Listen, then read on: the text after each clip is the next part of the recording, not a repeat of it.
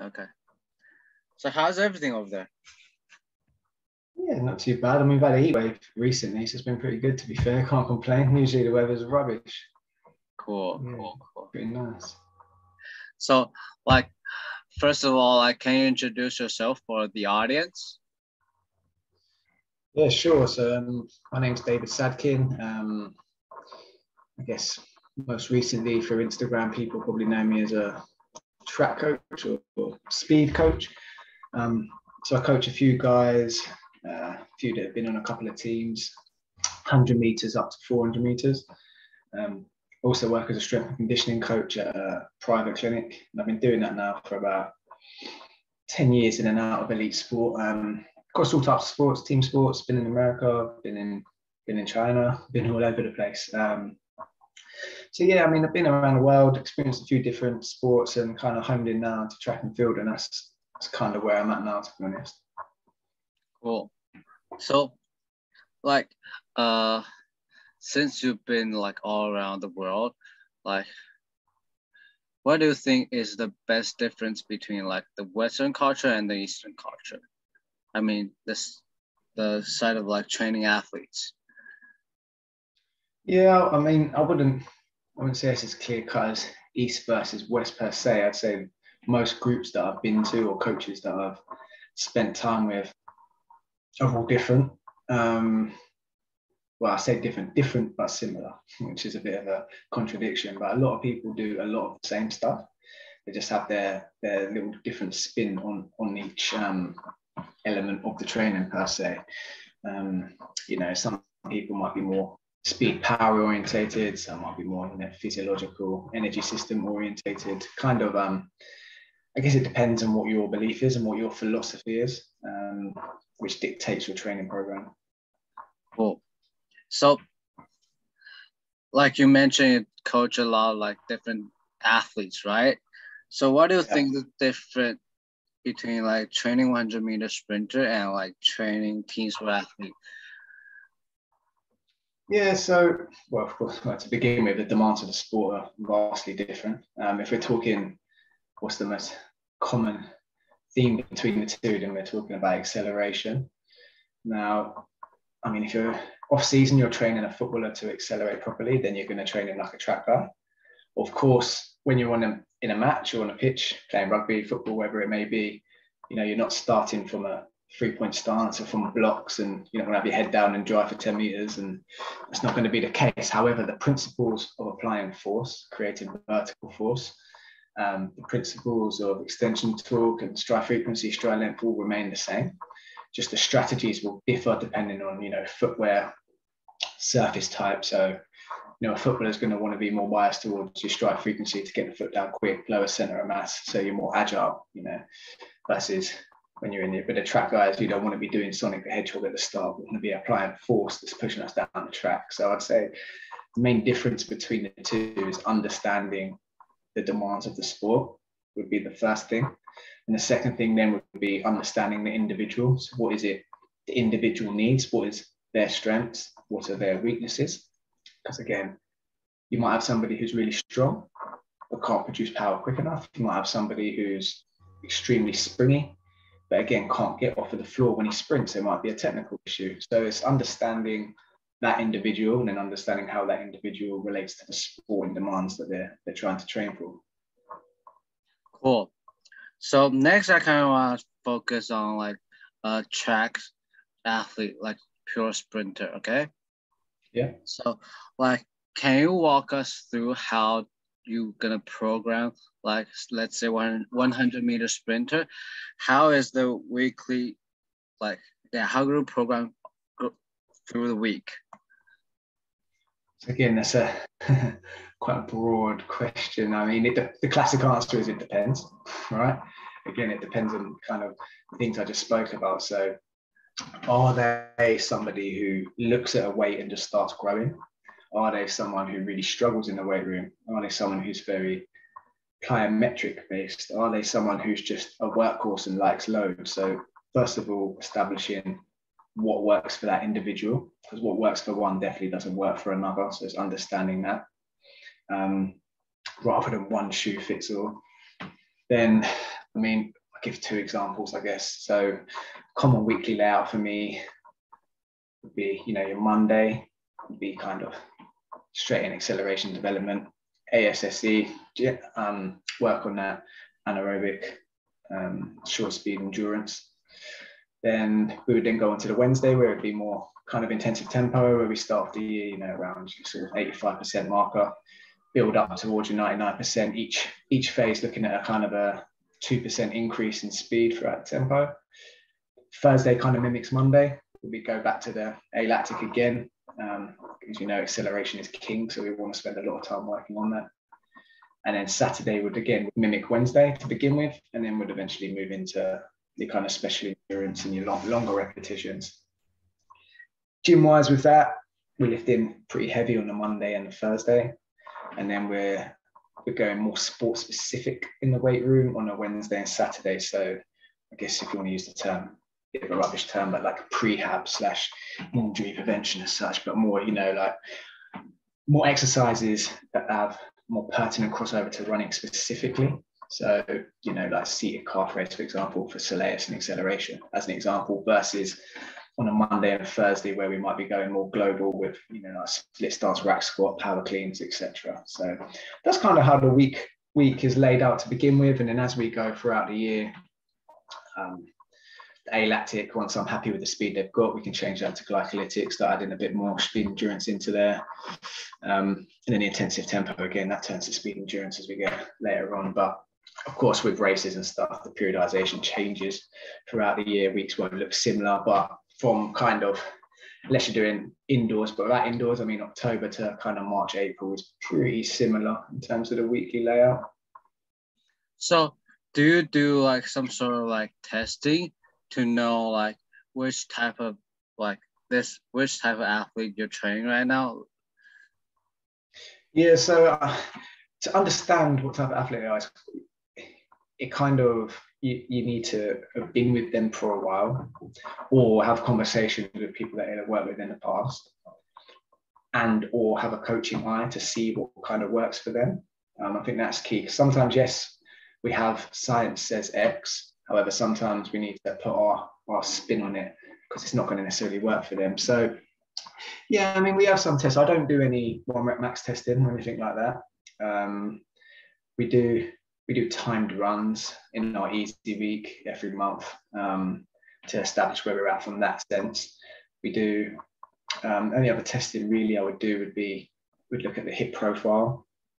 So we do a full hip profile. So we'd look at the extension, flexion ratios, abduction ratios, and we look at the asymmetrical differences between limbs, and then we can start assessing where they're leaking power or where power needs to be a bit more produced. But to be honest, I kind of use training sessions. So when we're in the gym and when we're actually running, particularly in the warm-up, every time I do that, it's always going to be used as a screen or training. So if they're not moving correctly or they're not quite achieving what I wanted to achieve in the weight room number-wise, then, we have these normative data out there. I mean, especially in this day and age, there's normative data for everything. So we can compare what a general consensus is and then compare to that as we go, rather than doing an actual testing day as such. That's kind of the road that I lead down. But again, as an example, rather than spending a day trying to test horizontal power, vertical power, etc., we just add broad jumps into our sessions. Now we're looking at our horizontal torque production through broad jumps. So we got a weekly measure of that as opposed to just doing it once a month. Cool. So can you walk us through one of the session in Monday? Like you said, it's the acceleration day. So let's say if I'm gonna run on Monday, my program probably gonna be 30 meters, five times of 30 meters. So can you walk us through your session? One of your session. Yeah, I mean, so general kind of Monday session layout would be the warm-up to begin with would be geared towards acceleration. So the drills and everything we do in the warm-up will be more acceleration bias to get us ready for that. I'd have some form of dynamic kind of ballistic power exercise pre the running. So whether that be some static hurdle jumps, some counter movement med ball throws, or something to potentiate the body for what it is we're about to do. Then we would then do kind of like a I call it, it's not really a pre-session, but pre the session would be some form of resisted running. So whether that be sled, whether that be prowler, whether that be banded, whatever that may be, it'll be some form of resistance again to potentiate the body. Then we move into the session, and the session, because we're going alactic, we want to keep the volumes lower, and recovery is about, there's a fly in my face. There's a recovery, you want to keep it about normally about a minute to 2 minutes per 10 meters worth of work. So again, we're looking anywhere from kind of 20 to 60 meters in terms of a rep, and then volume, we're looking anywhere between kind of 300 to 500 meters total volume. So I mean, a classic session might be something like 8 times 40 meters, 4 to 6 minutes recovery, and then I'd have cones out. Again, it's different for every individual. People transition at different times, accelerate for different times, but as a rough rule of thumb, I always put a cone at 20 meter segments. So if we're doing at 40 meters, that would a cone at 20, then a cone at 40. First 20 meters, emphasis would be based on an acronym that we use called the 4 Ps, which I picked up from an American coach. So in the sprints, you have push, patience, posture, and pattern. And those 4 Ps kind of resonate with 100 meters technical model. So if we're doing a 40 meters, the first 20 meters would be your push and your patience. Then the 20 to 40, we're working on our patience and posture. So we're really working on, can we push out? Can we take our time to come up? And then when we come up, can we get into the right posture? So then we'll be ready to execute our stride length to be in the correct posture to pattern as we go down the track. And those reps might be varied, whether they be from standing start, whether they be 4-point start, whether they be from blocks. Sometimes I do a mixture of all 4 within the session. But that's kind of a rough layout of a Monday session. Then depending on the time of year, we might add in some longer plyometrics after that. So, like your running bounds, single leg bounds, etc. afterwards. And then we'd usually take 15 minutes to 30 minutes recovery, and then we'd go into the gym. So that'd be our heavy day. So that's classed as our high intensity day, right? And then the next day would be low. So really attacking the CNS on the Monday.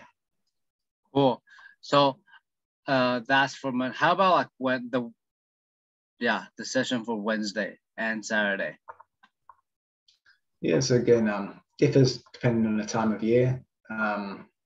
Wednesday and kind of off season, pre-season, whatever you want to call it, general prep, October to December time, we're looking, say, intensive tempo. So we start off at around 85% of the 200 meter PB time. So that's probably, for the guys that I'm training, that's around that 12-second mark. So 12.0 to 12.5 per 100 meters.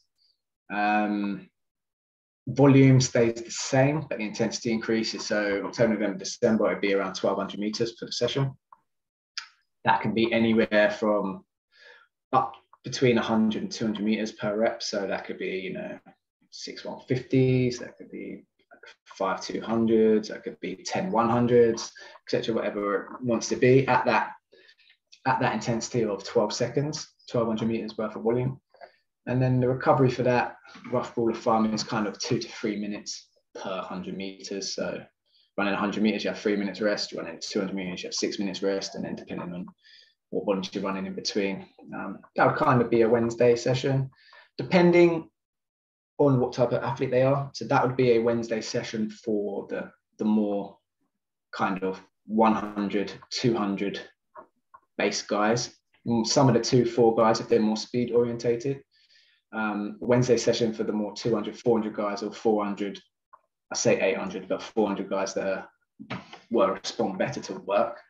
And their session will be slightly longer. You're probably looking at more around kind of 1800 to 2K mark. More extensive tempos, you're looking more in around 75 to 79%. So we're looking about 15 seconds per rep. So that's going to be your 4 350s or 5 4 3 2 1, 3 500s, 4 400s, something along those lines. That would kind of be how I'd go on a Wednesday. So next one is on Sunday, right? Saturday. So we go So we go Monday, Wednesday, Thursday, Saturday. So Monday, Thursday are similar. Wednesday, Saturday are similar. Okay, cool. So yeah. So how was how much was the total volume, like sprinting volume for 100-meter sprinters per week?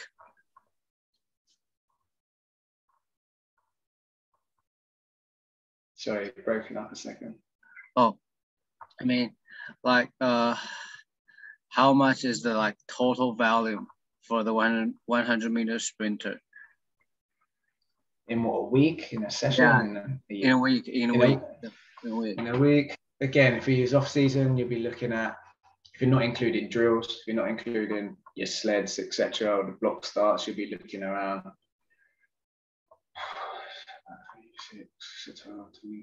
probably about 3,500 meters a week. Cool. Yeah. And next thing I want to discuss is about the energy system for 100-meter sprint. How would you train the energy system? So they have the endurance to be able to hold their posture through all the 100-meter sprint.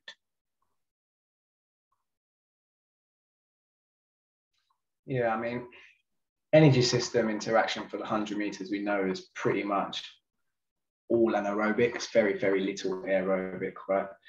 I.e. some people, if you look at Shelly Ann, for example, she holds her breath for the whole race. So it's very, very anaerobic in nature. So yes, we need to be able to train our anaerobic system, be able to utilize that ATP PCR system as well as possible.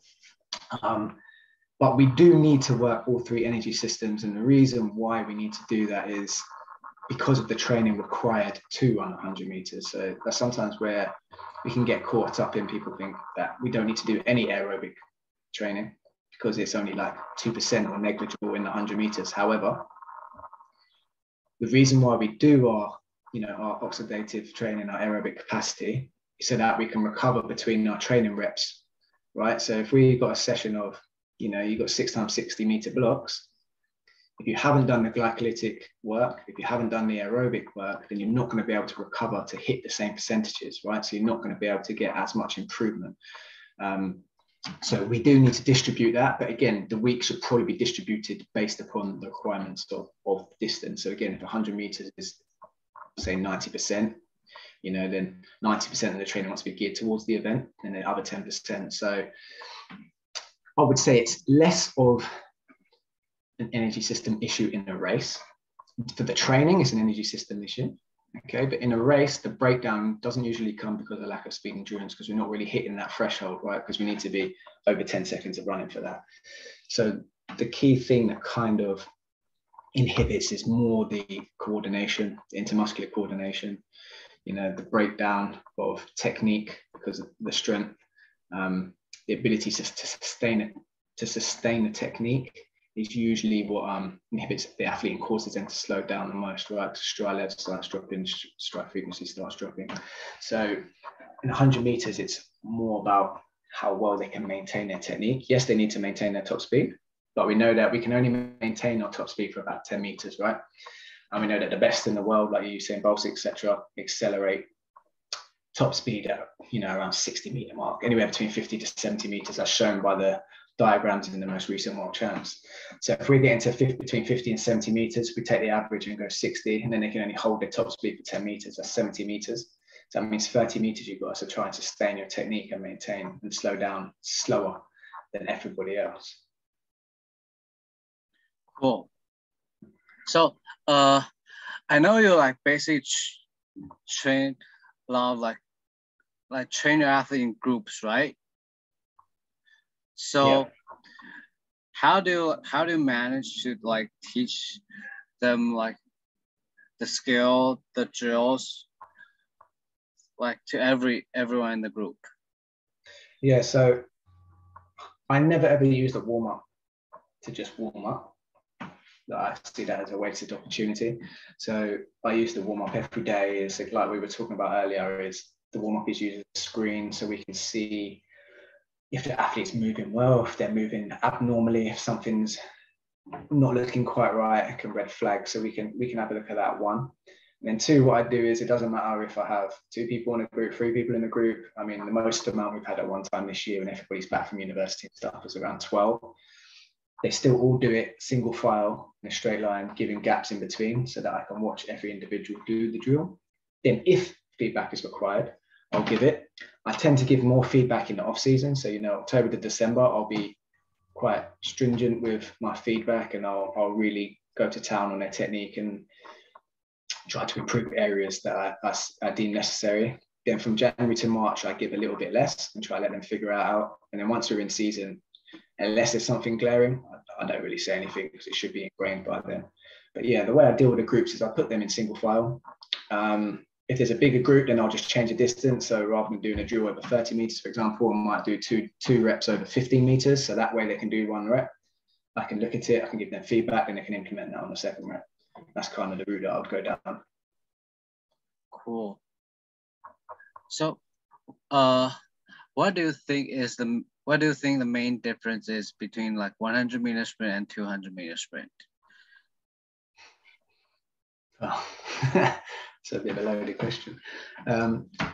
Well, the main difference is, it's 100% times the distance, it's double the distance, right? So that's the main difference. Another main difference is half of it's on the bend versus the straight. So 200 meters, you attack it from one of 2 ways, right? You have your 100-200 guy, so you have your 200-meter runner that can run sub 10. You have your pure 200-meter guy who can run reasonably well in the 1, reasonably well in the 4, but solely focuses on the 2.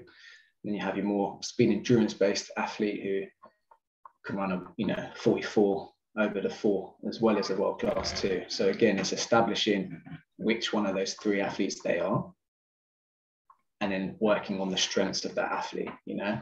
So like your Michael Johnson, he could run 43, ran 10.0, which is still respectable. He didn't do that many, but he ran 19.3, right?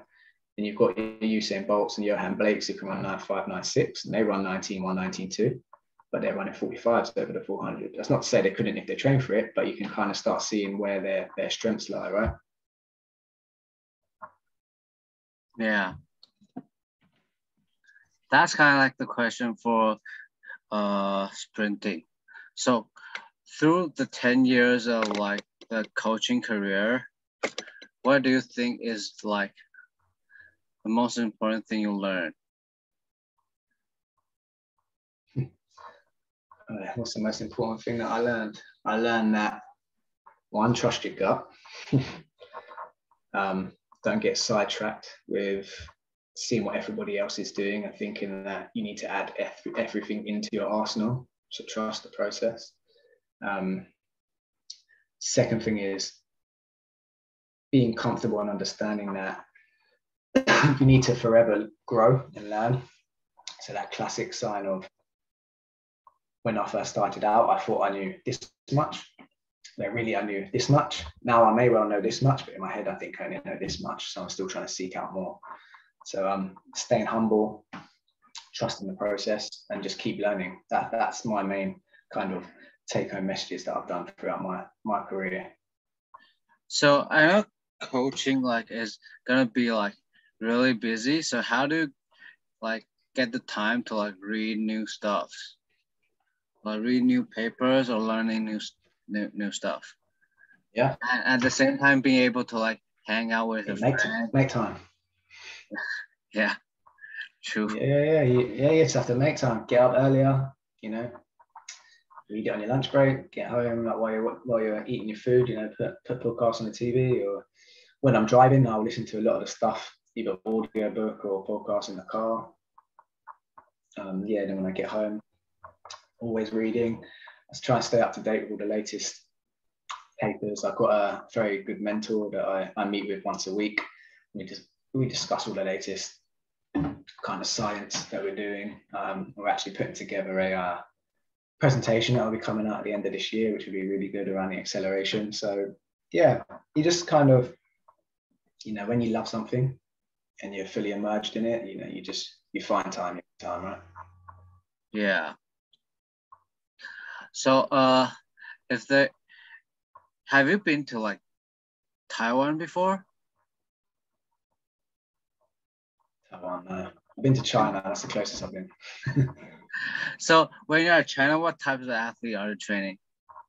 Did you train? So China, I didn't go. I wasn't coaching anyone. I went there. So my girlfriend was a 800-meter runner for Great Britain, and she went to the 2015 World Championships in Beijing. So I went along with her to there. That's why I was there. How long have you been staying there? Pardon? I mean, how long have you been staying there?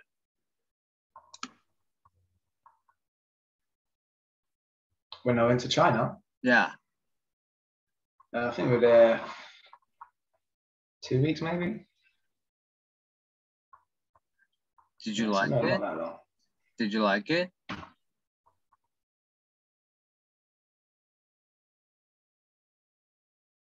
Did you like it in China? Different.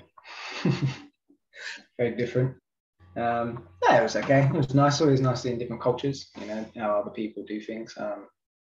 Didn't really get to see much of Chinese training methods per se. But again, like I said, when you're researching, I've done a lot of research around, you know, Sue. Listened to a lot of podcasts of Randy Huntington, his coach, kind of the methods that they employed. So I've got a kind of broad outlook on what it is they do with their top guys at the National Training Centre. But yeah, it'd be pretty cool to go there perhaps when COVID's done and get a better insight. So last thing about like sprinting, you mentioned like you do some resistance sprinting, and I saw a lot of like posts on your Instagram. You talk about resistance sprinting. So usually, I know you use a lot of bands. So usually, how heavy would you go on resistance sprinting? Most of a go would be 20% of body weight. So, you know, if you got an 80-kilogram male, you're looking at the very most 20 kilos, but around 15 kilos. I don't really deviate too much from that. It'd be more kind of superset to the classic kind of what's the word? Potentiation, you know, where you do a couple of resisted, then unresisted, a couple of resisted, unresisted, just to feel the difference between the two. So that kind of contrast training. I don't go too heavy because unless I'm trying to teach the movement of sprinting, I might go heavy prowler so I can teach how to recover the leg properly and teach what it feels like to push into the ground, how to feel powerful in that posted up position. Then I might go heavy, but I'm not really looking at how quick they're moving that. I'm just looking at what they look like from a visual standpoint. Because if you start going too heavy, like with the sled sprints, the muscles that you're using, you start slowing down the movement, and we don't want that. You know, we want our psoas to be firing. We don't want it to be going through too slower ranges of motion. So we don't want to spend too long on the floor either. Again, heavier ones can be used if it's an athlete who doesn't like to spend a long time on the floor and needs to learn to push, then that can be a tool. But again, it's understanding the individual. The individual might not like to spend a lot of time on the floor, but that might well be his strength and what makes him run fast, because he can produce his rate of force development, for example, might be very, very, very high. So his stride frequency is what gets him by. So again, it's understanding the individual and if it's going to work for them. But yeah, that's the kind of rule of thumb: 20% body weight. Cool. So you said that you've been a coach. You've been a like coach like throughout the 10 years, right? Yeah. So, what do you think? Like let's say in the industry like 10 years ago, what is it like, and what is different from now?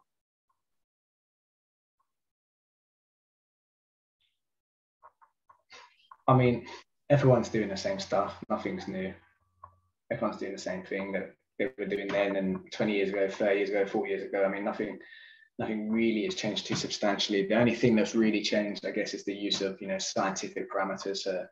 Speed gates are a lot more common. You know, you've got these 1080s that everyone gets. The Moxie, you've got your force plates, you've got, you know, handheld dynos, you've got Tendo machines. You've got all stuff that you can measure performance with, which can help you be a bit more specific with your training.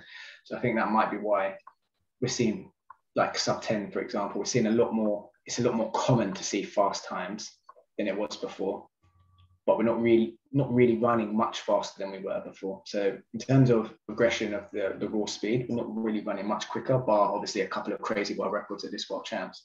It's becoming a bit more common because we're able to train athletes a lot better due to the scientific equipment that we have available to us nowadays. So what do you think like the future will be in the performance world? Good question. Have to wait and see, won't we? Who knows? I mean, the spikes is the first step. These new spikes, they seem to be helping people quite a lot. I don't know.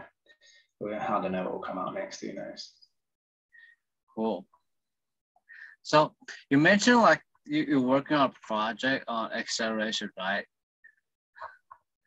So when will you launch it? Sorry.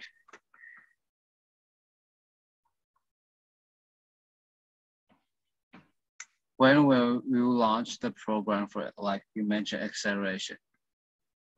Yeah, so probably going to look towards the end of the year for that. So it's going to be so the title is Acceleration Science, Coaching Application of Scientific Principles of Acceleration, and it's kind of a 4-part series that we're going to deliver online, and then we will go in person with it as well and do a weekend course. And it's essentially looking at kinematics of acceleration, part 1, and looking at the kinetics of acceleration, part 2. Then we'll be looking at the anatomy, how the muscles work, part 3, and then part 4 will be looking at physiology. So essentially what we're doing is looking at, well, what does acceleration look like? What should it look like? What does it look like from a kinematic standpoint? And from a scientific point of view and from a coaching point of view, how to make it look like that. Then we go into the kinetics. So we know that we need to look a certain way. Okay, well, what forces do we need to produce to be able to look that way? Again, giving coaching examples and giving a scientific rationale behind that.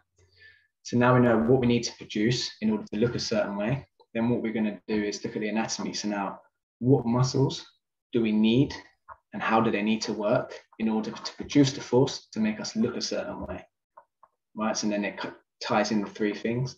And then the last part of the 4-part series is the physiology. So now from an intramuscular point of view, what do we need to be able to do from an energy system point of view, from a lactate standpoint point of view, to be able to use those muscles in the effective way to produce the force to make us look a certain way and be able to run at our most optimal. And we go through this kind of process and we look at, what does science say? What does history say?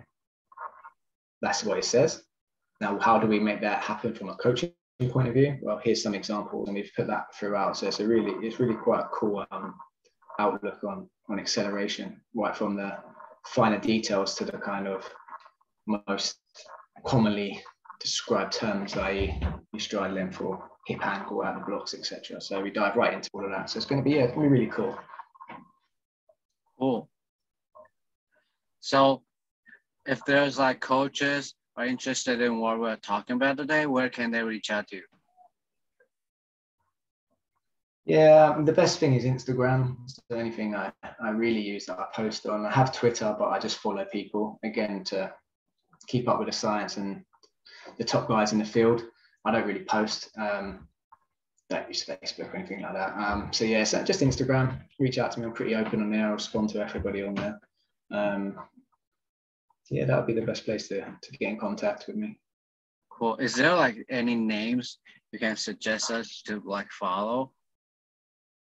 On Instagram, well, it depends. I guess it depends on what it is you're really interested in.